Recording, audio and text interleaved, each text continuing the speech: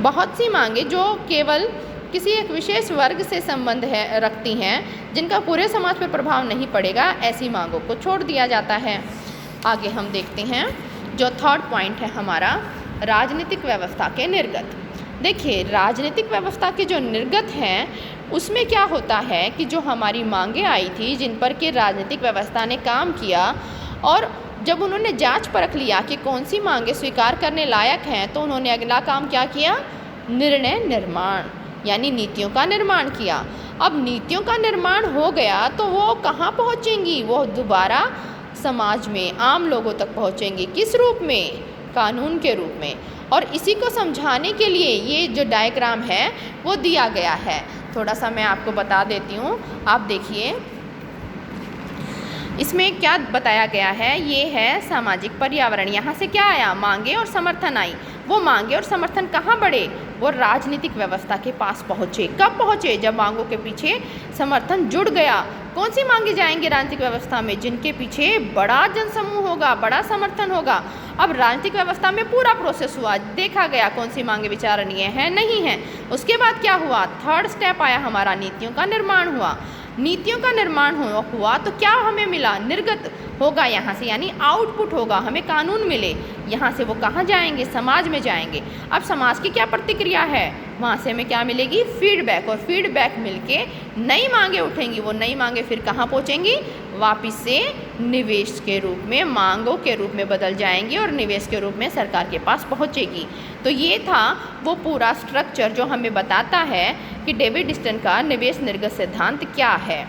आगे हम देखते हैं कि डेविड स्टन के जो ये सिद्धांत हैं, जिसमें कि इस तरह से वर्णन किया गया है निवेश निर्गत सिद्धांत का, ये कैसा है, कितना सही है, क्या खामियां हैं। तो सबसे पहले हम इसके गुणों का वर्णन करते हैं। तो देखिए, गुणों में सबसे पहला जो हम पॉइंट डिस्कस करने वाले हैं वो है कि इससे जो ये सिद्धांत है, इसने संपूर्ण राजनीतिक व्यवस्था का ध्यान केंद्रित किया। कैसे केंद्रित किया इन्होंने अपने अध्ययन में सारी राजनीतिक व्यवस्था को शामिल किया। इन्होंने राजनीतिक व्यवस्था का समाज के साथ, देश के साथ क्या क्रिया प्रतिक्रिया रहेगी उसका वर्णन किया। ये कहते हैं ये गतिशील विश्लेषण है। सही बात है, गतिशील तो है, लगातार काम करते रहते हैं।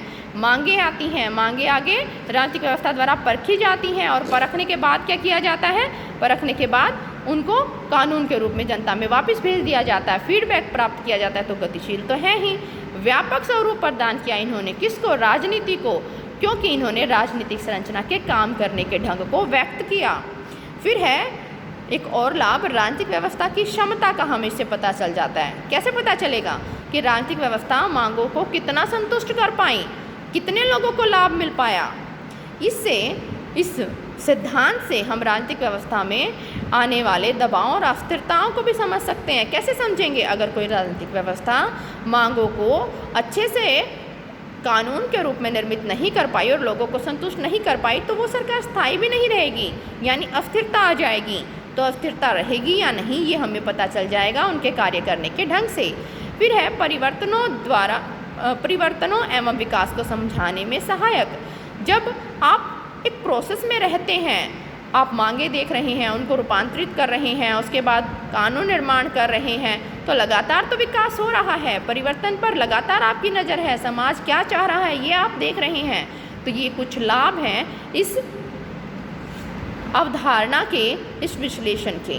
अब जैसा कि हम सभी जानते हैं, सोशल साइंसेज में एक तरफ हम उसके लाभ देखते हैं तो दूसरी तरफ ये भी देखने को मिलता है कि कुछ थिंकर्स को वो पसंद नहीं आया, आलोचकों ने उसकी आलोचना की। तो आलोचना करते हैं। फर्स्ट है मानव तत्व की उपेक्षा।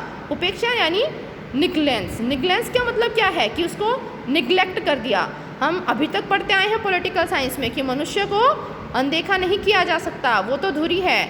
इन्होंने क्या किया, इन्होंने मांगों को आधार बना दिया, इन्होंने व्यवहारिक काम को आधार बना दिया। मनुष्य केवल उसमें एक छोटा सा पुर्जा बनकर रह गया, इसीलिए इसकी आलोचना हुई। राजनीतिक तत्वों की उपेक्षा, इन्होंने कहा राजनीतिक तत्वों को भी अनदेखा किया। राजनीतिक तत्वों को अनदेखा मतलब क्या है, इन्होंने राजनीतिक व्यवस्था का बड़े रूप में अध्ययन किया। जिस रूप में अध्ययन किया उसमें राजनीतिक तत्वों का नहीं, उससे ज़्यादा प्रभाव गुटों का, अन्य समूहों का वर्णन कर दिया। जो मांगों को निर्मित करते हैं और उनको प्रभावित करते हैं। तो मेन तत्व से तो आप भटक गए। फिर है अत्यधिक अमूर्त। अमूर्त का मतलब क्या है कि जिसको आप कोई स्वरूप ना दे पाएँ। अब स्वरूप ही नहीं दे पाएंगे तो समझेंगे कैसे?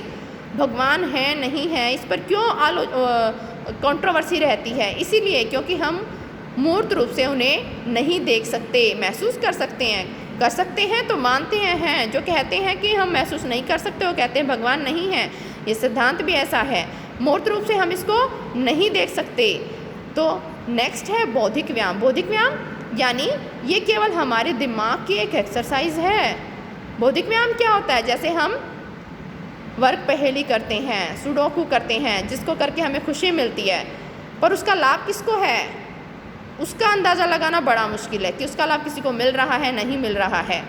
तो इसी तरह से इस सिद्धांत को भी निर्मित करने में या इसका प्रयोग करने में या इसके द्वारा किसी व्यवस्था को समझने में ये कितना लाभदायक होगा ये कहना बड़ा मुश्किल है।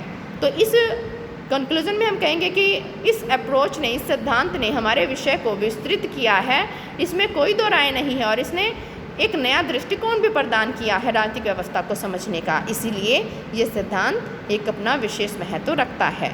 आज की क्लास यहीं समाप्त होती है। धन्यवाद।